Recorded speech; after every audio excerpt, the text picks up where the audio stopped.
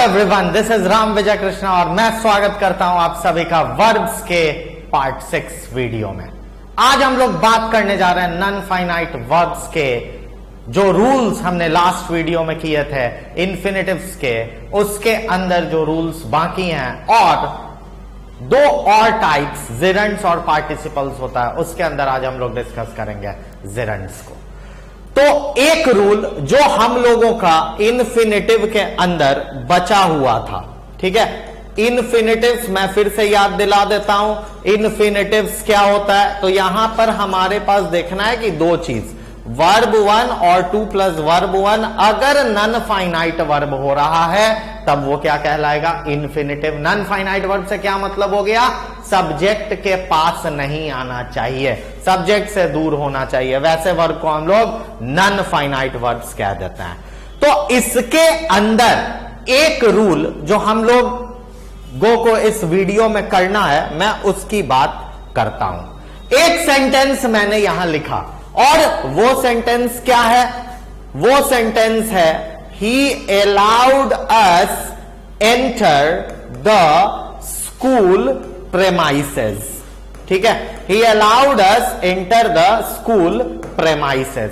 जब हम इस सेंटेंस को देख रहे हैं तो हमको क्या पता चल रहा है कि उसने अनुमति दी, किस चीज को लिए अनुमति दी, कि स्कूल के प्रांगण में हम प्रवेश कर सके, इस चीज के लिए अनुमति दी गई। अब हमसे पूछा जा रहा है कि ये जो यहां पर वाक्य लिखा हुआ है, ये जो सेंटेंस लिखा हुआ है वो सही है या नहीं सही है, ठीक है। ये चीज हम लोगों को समझना है। तो जब हम लोग इस सेंटेंस को देखेंगे तो एक चीज यहां पर मैं समझाना चाहूंगा कि यहां अलाउड है और यहां पर एंटर है जो कि एक वर्ब 1 है। अलाउ का एक रूल होता है कि जब भी अलाउ आए तो इसके साथ हम लोग यूज करते हैं 2 प्लस V1 का। मतलब ये जो यहां दिख रहा है हमको अलाउड और इंटर, यहां क्या यूज हुआ है, V1, लेकिन होना क्या चाहिए था, 2 प्लस V1 का यूज होना चाहिए था। तो करेक्ट इसका क्या बनेगा, he allowed us to enter the school premises, ठीक है। तो V1 कहां यूज करना है, 2 प्लस V1 कहां यूज करना है, इस चीज के ऊपर हम लोगों को ध्यान देना है, ठीक है। तो ये चीज हम लोगों को दिमाग में रखते हुए चलना है। इस सेंटेंस से जो रिलेटेड रूल है वो मैं यहां पर लिख दे रहा हूं कि रूल क्या कहता है। रूल कहता है कि अगर हम लोगों के पास कोई भी वर्ड जो मैं यहां लिख रहा हूं, अलाउ आए, मोटिवेट आए, परसुएड आए, इनकरेज आए, ठीक है। मोटिवेट, परसुएड और इनकरेज तीनों का मतलब होता है प्रोत्साहन देना। या फिर फॉरबिड आए, फॉरबिड बहुत ज्यादा पूछा जाता है एग्जाम में। फॉरबिड का मतलब होता है मना करना किसी को, ठीक है, ये आए। या फिर इसके अलावा कुछ वर्ड्स मैं और लिख रहा हूं, लाइकली आए, अनलाइकली आए, एबल आए, अनेबल आए, पॉसिबल आए, इम्पॉसिबल आए, हैप्पी आए। ये सारे वर्ड्स याद हो जाने चाहिए सभी लोगों को। ग्लैड आए, येट आए, टू आए, एनफ आए, और मैं इसको आगे भी कंटिन्यू कर देता हूं। इसके अलावा भी बहुत सारे वर्ड्स हैं, ऑर्डर आए, आस्क आए, रिक्वेस्ट आए, ठीक है। एक वर्ड हमने कीन पढ़ा था। कीन वर्ड का लास्ट रूल हम लोग लास्ट क्लास वाले रूल में पढ़े थे कि कीन के साथ 2 प्लस V1 भी आता है और कीन के साथ ऑन भी आता है। तो उस वर्ड को मैं यहां पर लिखने नहीं जा रहा हूं, ठीक है। तो ऐसे जितने भी वर्ड्स होंगे इन सब के साथ हमको क्या समझना है कि क्या आएगा हमारा 2 प्लस V1। अब मैंने एक कॉमा यहां डाला है, इसके पीछे कारण है। मैं पहले आस्क को डिस्कस करूंगा, ठीक है। एक बार मैं फिर से बता देता हूं, ये जितना वर्ड्स मैंने यहां लिखा है और इसके अलावा ये जो वर्ड्स है, इसके साथ क्या आएगा हमारा 2 प्लस V1। आस्क के साथ हमको समझना है कि बहुत लोगों को कंफ्यूजन रहता है, ठीक है। तो इसको मैं यहां डिस्कस कर देता हूं। अगर दिया है he asked to me to go out, ठीक है, he asked to me to go out, इस सेंटेंस को अगर हम देखेंगे तो इसमें क्या है, आस्क के बाद क्या आया है, टू आया है, और फिर एक मी के बाद टू गो आया है। तो ये चीज याद रखना है कि मैंने केवल बोला है 2 + V1 आएगा, यहां भी 2 आ गया, यहां भी 2 + V1 आ गया, ऐसा नहीं होता है, ठीक है। तो आस्क के साथ क्या होगा, he asked me to go out, he asked to me to go out हम लोग नहीं कह सकते। अगर ऐसा हम लोग करेंगे तो वो क्या हो जाएगा, गलत हो जाएगा, ठीक है। ओके, इसके अलावा एक वर्ड हमारे पास आता है कैजुअल, ठीक है। कैजुअल, कैजुअल का मतलब किसी को बहुत ज्यादा कोई काम करने के लिए उसको पैम्पर करना। पैम्पर करना मतलब उसको बहुत अच्छे से उस काम को करने के लिए प्रेरित करना और एक मोटिवेशन देना। जैसे बच्चे लोगों को हम क्या करते हैं, कैजुअल करते हैं, ठीक है। तो ये सारे वर्ड्स जो भी मैंने यहां लिखा, ठीक है, और यहां जो मैंने लिखा, ये सभी वर्ड्स याद रखना है कि क्या आएगा, 2 + V1। इसके अंदर एक प्रॉब्लम आ सकती है, किसमें आ सकती है प्रॉब्लम, तो इसके अंदर प्रॉब्लम आ सकती है आस्क में, वो भी मैंने यहां पर क्या कर दिया है, क्लियर कर दिया है, ठीक है। अब हम लोग एक सेंटेंस देखते हैं। अब यहां पर क्या सेंटेंस है, यहां पर सेंटेंस है माई अंकल फॉरबिड। याद रखना है, फॉरबिड का V2 होता है फॉरबिड, फॉरबिड का V2 क्या होता है, forbid me from reading his diary. मतलब मेरे अंकल ने मना किया, क्या मना किया, उनके डायरी को मैं ना पढूं, ये मना किया मेरे अंकल ने। और मैंने यहां क्या बोला है, इस जगह पर फॉरबिड का क्या यूज है, फॉरबिड के साथ क्या यूज होता है, 2 + V1 होता है। लेकिन इस सेंटेंस को हम देख रहे हैं, फॉरबिड का V2 फॉर्म, फॉरबिड का V2 फॉर्म, इसके साथ क्या आ गया है, फ्रॉम + V4 आ गया है। मतलब सीधा सीधा यहां पर यह है कि फ्रॉम + V4 नहीं आएगा, क्या आएगा, तो टू रीड हिज डायरी। मेरे अंकल ने मना किया है उनके डायरी को पढ़ने से, मतलब उन्होंने बोला है कि मैं उनका डायरी ना पढ़ूं, ठीक है। एक और क्वेश्चन हम लोग देखते हैं, ठीक है। क्या है question, he is likely for receiving the letter.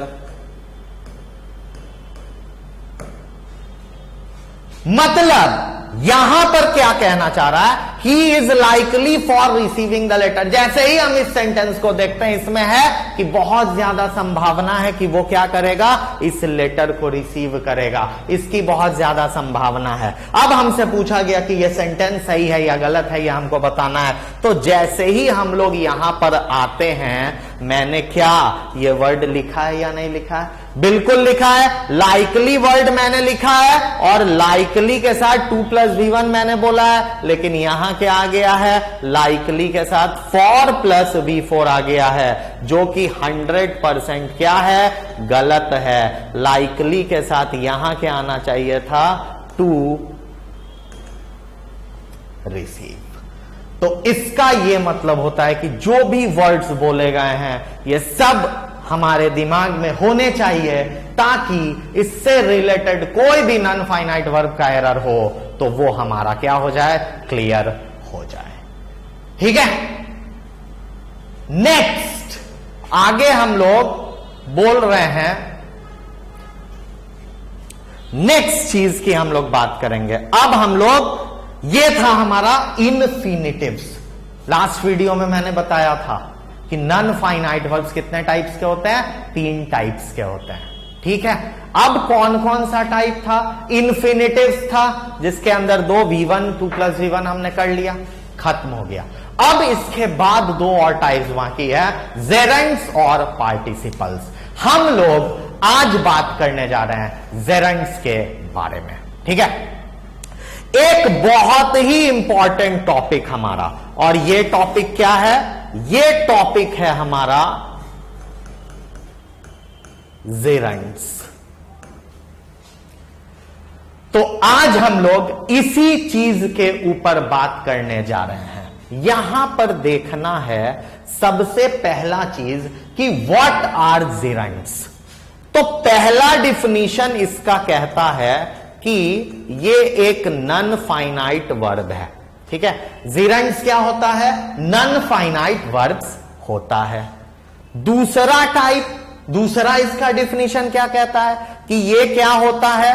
Verb four form होता है। मतलब दो चीज हम लोग समझ रहे हैं कि जेरेंट्स, व्हाट आर जेरेंट्स, ये एक नॉन फाइनाइट होता है। नॉन फाइनाइट का मतलब सब्जेक्ट से इसको कोई फर्क नहीं पड़ता है। ही के साथ भी वही आएगा, आई के साथ भी, यू के साथ भी, दे के साथ भी, किसी के साथ भी वही आएगा, ठीक है। चेंज उसमें नहीं होगा। दूसरा कौन सा फॉर्म है? ये वर्ब फोर का फॉर्म है। और तीसरा बहुत इंपॉर्टेंट रूल, जेरेंट्स जो होता है ये एक्ट करता है किसकी तरह? नाउन्स की तरह। मतलब हमको क्या समझना है कि जेरेंट्स के अंदर तीन चीज हैं, नॉन फाइनाइट, वर्ब फोर और act as nouns. Non finite तो समझ गए, वर्ब फोर फॉर्म भी समझ गए। वर्ब फोर फॉर्म क्या हो गया? वी प्लस ING, ये हो गया वर्ब फॉर्म। तीसरा चीज क्या समझना है? Act as nouns. Act as nouns की अगर बात करें तो नाउन सभी को पता है कि नाउन क्या होता है? नेम्स होता है। लेकिन काम क्या है नाउन्स का? एक्ट एज नाउन्स में तो नाउन का काम पता होना चाहिए। तो नाउन का दो काम है, या तो सब्जेक्ट होना जिसको हम लोग कहते हैं कर्ता होना, या तो ऑब्जेक्ट होना जिसको हम लोग कहते हैं कर्म होना, ठीक है। सब्जेक्ट की बात अगर की जाए तो सब्जेक्ट में दो चीज होता है, या तो डूअर होगा या तो बियर होगा। डूअर का मतलब काम करने वाला, और बियर का मतलब जिसके बारे में बात हो रही है, ठीक है, वो हमारा क्या हो जाता है? बियर हो जाता है। ऑब्जेक्ट का मतलब क्या होगा? रिसीवर ऑफ एन एक्शन, ठीक है। मतलब किसी भी क्रिया को जो जिस पर फल पड़ता है, क्रिया को जो रिसीव करता है, उसको हम लोग कर्म कहते हैं हिंदी में, और इंग्लिश में कहते हैं ऑब्जेक्ट। तो मतलब सिंपल ये समझना है, वर्ब फोर, देखो ये अगर नहीं भी पता है कि नॉन फाइनाइट वर्ब है जेरेंट, तो भी कोई फर्क नहीं पड़ेगा। क्यों? केवल एक चीज याद रखना है, क्या चीज? कि वर्ब फोर होगा और नाउन की तरह काम करेगा तो वो जेरेंट होगा। ऐसा क्यों? क्योंकि वर्ब फोर हमेशा नॉन फाइनाइट होता है। पूरे इंग्लिश लैंग्वेज में ऐसा कोई भी जगह नहीं है जहां वर्ब फोर एक फाइनाइट वर्ब की तरह काम करे। तो अगर ये दोनों चीज भी दिमाग में है कि वर्ब फोर जो नाउन की तरह काम करता है, तो हम समझ जाएंगे कि जेरेंट्स और नाउन की तरह काम करता है, मतलब सब्जेक्ट और ऑब्जेक्ट की तरह काम करता है। आ जाते हैं सेंटेंस पर। मैंने बोला वॉकिंग इज एन एक्सरसाइज। अब ये एक सेंटेंस मैंने बोल दिया। मैंने बोला शी लव्स कुकिंग, ये मैंने दूसरा सेंटेंस बोल दिया। एक मैंने और बोला डांसिंग इज एन आर्ट। अब इन तीनों सेंटेंस में देखा जाए तो यहां देखें और यहां देखें, तीनों में क्या है? वर्ब फोर है, वर्ब फोर है और वर्ब फोर है। कैसे पहचाने वर्ब फोर? ING लगा हुआ है, ING लग गया मतलब वर्ब फोर हो गया। तो क्या हो गया? ये वर्ब फोर तो हो गया, और वर्ब फोर हो गया मतलब नॉन फाइनाइट भी हो गया। अब क्या समझना है कि वर्ब फोर के साथ मैंने क्या बोला? नाउन भी होना चाहिए। तो नाउन की हम लोग बात कर लेते हैं कि ये है या नहीं। अब इस सेंटेंस को अगर देखा जाए तो वॉकिंग इज एन एक्सरसाइज, मतलब टहलना एक व्यायाम है। अब यहां पर हम लोगों को क्या समझना है कि किस चीज के बारे में बात हो रही है? व्यायाम को क्या है? क्या है व्यायाम? तो वॉकिंग के बारे में बात हो रही है, मतलब वॉकिंग यहां पर एज अ सब्जेक्ट काम कर रहा है, और verb four as a subject काम किया, मतलब क्या हो गया, ये एक नाउन हो गया। इट मींस कि ये वॉकिंग जो है हमारा एक जिरंड है। नेक्स्ट हम लोग आते हैं शी लव्स कुकिंग, उसको क्या पसंद है, कुकिंग पसंद है, ये एक वर्ब फोर है, और क्या पसंद है इसको रिसीव कौन कर रहा है, लव्स को रिसीव कर रहा है कुकिंग, तो कुकिंग क्या है, एक ऑब्जेक्ट हो गया, और वर्ब फोर ऑब्जेक्ट हो गया, मतलब ये भी क्या है, एक नाउन की तरह काम किया, मतलब ये भी एक जिरंड हो गया। और तीसरा sentence dancing is an art, यहां भी V4 है, V4 के अंदर क्या है, ये भी एक सब्जेक्ट का काम कर रहा है, और वर्ब फोर अगर सब्जेक्ट का काम कर रहा है, इसका मतलब क्या हो गया कि ये भी एक नाउन है, और नाउन होने के कारण ये भी एक जिरंड है। तो ये क्या था हमारा, इसको हम कह सकते हैं एग्जाम्पल्स ऑफ जिरंड्स। तो क्या समझे हम लोग, जिरंड्स क्या होता है, उसका मैंने सारा एग्जाम्पल्स भी बता दिया। अब मुझे पूरा आशा है कि जिरंड्स के अंदर कभी कोई नहीं फंसेंगे, लेकिन एक चीज और हम लोगों को क्लियर करना बहुत जरूरी है। क्या, जिस तरह से इन्फिनिटिव्स का रूल हमने पढ़ा, उसी तरह से जिरंड्स का रूल पढ़ना भी हमारे लिए बहुत इंपॉर्टेंट है। अगर हम जिरंड्स का रूल नहीं पढ़ेंगे तो फिर एग्जाम में क्वेश्चंस कैसे बनेगा। तो स्टार्ट करते हैं अपना रूल का सेक्शन। रूल हमारा पहला है जिरंड्स के अंदर, रूल नंबर 1, जो मैं यहां बहुत इंपॉर्टेंट रूल पढ़ाने जा रहा हूं, और वो रूल नंबर 1 कहता है, ध्यान से देखना है, if a verb comes after a preposition it must be in verb four form. ठीक है, ध्यान से देखना है, क्या बोल रहा है, अगर कोई क्रिया प्रीपोजिशन के बाद आता है, प्रीपोजिशन क्या है, in, at, on, by, for, with, ये सब क्या है, सब प्रीपोजिशन है। अगर प्रीपोजिशन के बाद कोई क्रिया आता है तो वो किस फॉर्म में होगा, वर्ब फॉर्म में होगा। कौन सा, फोर्थ फॉर्म, और उसको हम लोग क्या बोलेंगे, एक जिरंड बोलेंगे। क्यों बोलेंगे जिरंड, मैं इसका आंसर कर देता हूं। ठीक है, नाउन का एक बहुत बड़ा सूत्र है, नाउन पहचानने के लिए हम लोग क्या का आंसर करते हैं तो हमको नाउन मिल जाता है। ठीक है, और देखते हैं हम लोग, जिरंड का डिफिनीशन ही है कि जो नाउन की तरह काम करे। तो नाउन की तरह केवल सब्जेक्ट ऑब्जेक्ट में ही काम नहीं होता है, बल्कि क्या का जब आंसर होगा उस केस में भी नाउन हो जाता है। तो कॉन्सेप्ट, दुनिया गोल है और ग्रामर भी गोल है।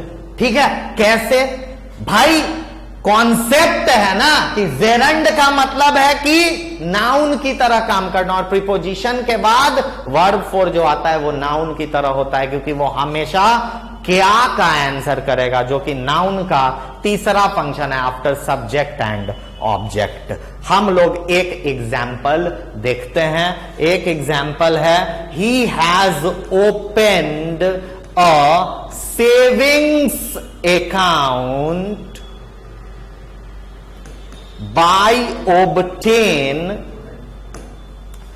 the necessary documents। ठीक है, क्या बोला मैंने, यहां पर क्या लिखा है, he has opened a savings account, उसने एक सेविंग्स अकाउंट खुलवाया है, और कैसे, by obtain the necessary documents। by obtain the necessary documents का क्या मतलब हो गया, जो भी जरूरत कागजात थे उसको प्राप्त किया उसने और ओपन किया सेविंग अकाउंट। अब हम लोगों को क्या करना है, इस सेंटेंस को पढ़ना है। इस सेंटेंस को पढ़ेंगे तो हमको क्या मिलेगा, बाई मिलेगा, और बाई क्या है, एक प्रीपोजिशन है। मैंने पहले ही बोल दिया है, in, on, at, for, by, with, ये सब प्रीपोजिशन होता है। और लास्ट स्लाइड में क्या पढ़े हम लोग, अगर कोई वर्ब प्रीपोजिशन के बाद आता है तो वहां क्या होना चाहिए, वर्ब फोर। मतलब यहां पर क्या है, प्रीपोजिशन है और इसके बाद क्या आ रहा है, वर्ब आ रहा है। लेकिन यह वर्ब किस फॉर्म में है, ओब्टेन बेस फॉर्म, मतलब वर्ब वन फॉर्म में है। तो हमको क्या समझना है, हमको क्या समझना है कि ये ओब्टेन जो है गलत हो गया। यहां हम लोग क्या यूज करेंगे, ओब्टेनिंग का यूज करेंगे। तो ये चीज बहुत इंपॉर्टेंट समझ लिए, प्रीपोजिशन के बाद जब भी आएगा तो क्या आएगा, वर्ब फोर आएगा। एक और क्वेश्चन हम लोग देख लेते हैं, ठीक है। यहां पर एक और क्वेश्चन हम लोग देख लेते हैं। यहां पर मैंने लिख दिया एक क्वेश्चन बहुत इंपॉर्टेंट, ठीक है। क्या, he has made a big change, उसने एक बड़ा चेंज किया है, इन इंप्लीमेंट द स्कीम, उसने एक बड़ा बदलाव किया है स्कीम को लागू करने में, ठीक है, ये उसने किया है। अब ध्यान दो, इस सेंटेंस में आते हैं, क्या किया, क्या किया, डॉक्यूमेंट को क्या किया, डॉक्यूमेंट को प्राप्त किया, ऑब्टेन किया। तो यहां पर क्या था, क्या का आंसर मिला, तो हो गया ना नाउन, हो गया ना नाउन। ये तो पढ़ लेंगे, रूल तो बहुत लोग पढ़ लेंगे कि वर्ब फोर आता है प्रीपोजिशन के बाद, लेकिन क्यों आता है इसका भी रीजन यहां मैंने दे दिया कि नाउन जैसा हम लोग सोचते हैं केवल सब्जेक्ट ऑब्जेक्ट नहीं होता है, इसके अलावा भी होता है कुछ। क्या होता है, क्या का आंसर करने वाला, जैसे कि ये। तो यहां पर कोई भी पूछेगा कि ये जेरंड क्यों हुआ, तो इसको बताएंगे कि चूंकि ये नाउन की तरह काम कर रहा है इसीलिए यहां पर जेरंड हुआ। अब अगला यहां पर हम लोग सेंटेंस में आ जाते हैं, उसने जो बदलाव किया, स्कीम को क्या करने में बदलाव किया, किस चीज में बदलाव किया, तो इंप्लीमेंट, मतलब उसको लागू करने में। यहां इन क्या है, एक प्रीपोजिशन है। रूल फिर से मैं दिखा देता हूं, अगर कोई वर्ब प्रीपोजिशन के बाद आएगा तो वो किस फॉर्म में होगा, वर्ब फोर फॉर्म में होगा। मतलब यहां पर फिर से इन के बाद आया है वर्ब वन, जो कि क्या हो गया, गलत हो गया। इसकी जगह हम लोग क्या यूज कर देंगे, वर्ब फोर यूज कर देंगे। यहां पर क्या आ जाएगा, इंप्लीमेंटिंग। तो आई होप कि पहला रूल जेरंड्स का क्लियर हो गया, that whenever verb comes after a preposition, ठीक है, it must be in verb four form, and as it answers the question what, that's why it is considered a noun. And always remember this rule, क्योंकि सबसे ज्यादा important rule gerund का यही हुआ है। एक बहुत बड़ा मिथ है, ठीक है, मिथ मैं दिखाता हूं। एक सेंटेंस मैंने लिखा, with a view to welcome the guests properly, he got the gardens decorated, ठीक है। एक सेंटेंस मैंने लिखा, with a view to welcome the guests properly, he got the gardens decorated। मतलब गेस्ट को वेलकम करने के लिए, उस चीज को कैसे वेलकम करने के लिए, बहुत अच्छे तरीके से वेलकम करने के लिए उसने क्या करा, अपने गार्डन्स को डेकोरेट करवाया, सजवाया, ठीक है। अब मैंने बोला कि ये जो सेंटेंस लिखा हुआ है, क्या ये सेंटेंस सही है या नहीं सही है, ठीक है। तो बहुत लोग बोलेंगे कि ये सेंटेंस सही है, ठीक है। एक और सेंटेंस मैं लिखूंगा, he is looking forward to help the poor by donating। देखो प्रीपोजिशन के बाद वर्ब फोर, ये हर जगह होगा, कहीं भी पूरे इंग्लिश लैंग्वेज में बाय डोनेटिंग। तो यहां पर ये चीज सही है, मैंने रूल को रिवाइज किया, ठीक है। He is looking forward to help the poor by donating some money. एक और सेंटेंस में लिखूंगा, ठीक है।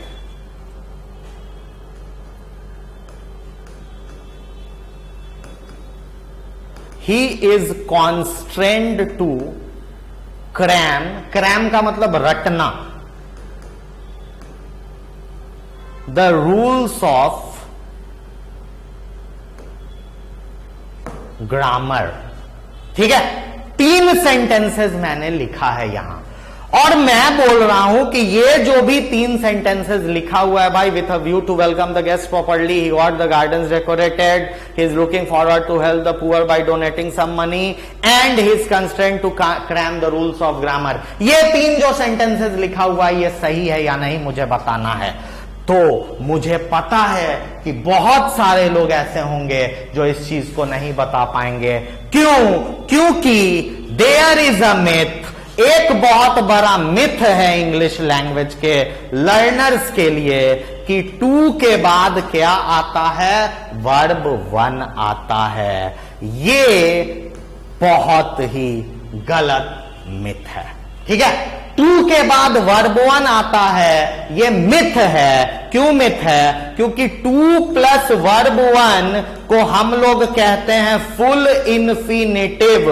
तो जो हमने इन्फिनिटिव्स में रूल पढ़े हैं, वहीं पर 2 प्लस वर्ब 1 आता है। अगर 2 एक प्रीपोजिशन हो जाएगा तो वहां पर क्या होगा? 2 के साथ वर्ब 4 आएगा।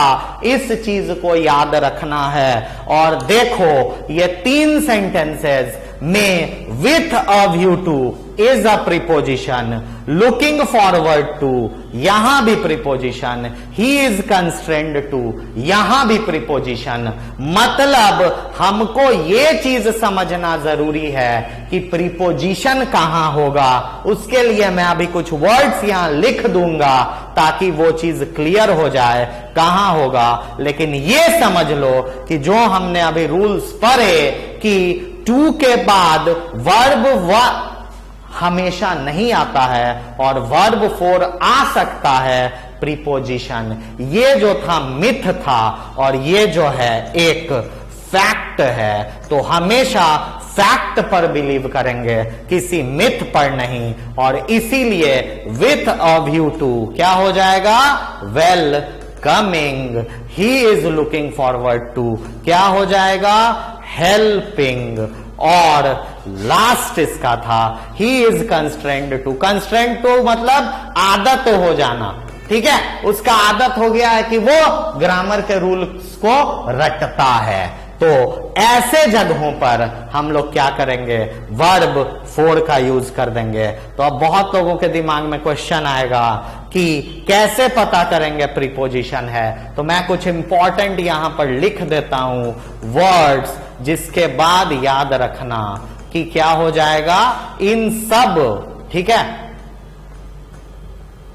वर्ड्स दैट आर या फिर expressions that are followed by verb 4। ऐसे एक्सप्रेशंस या वर्ड्स हैं जिनके बाद हम लोग वर्ब 4 यूज करते हैं। ये याद रखना है सभी को। With a view to, looking forward to, with regard to, ठीक है, constrained to,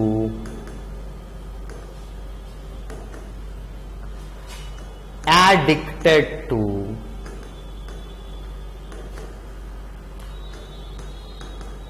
bent to,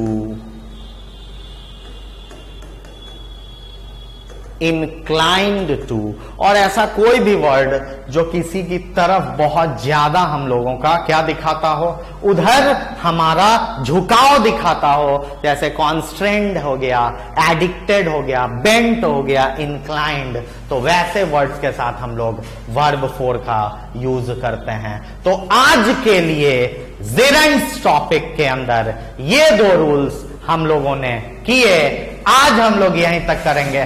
I hope ये वीडियो पसंद आया होगा, आगे भी पसंद आएगा। This is Ram Vijay Krishna signing off. Thank you, God bless, all the best.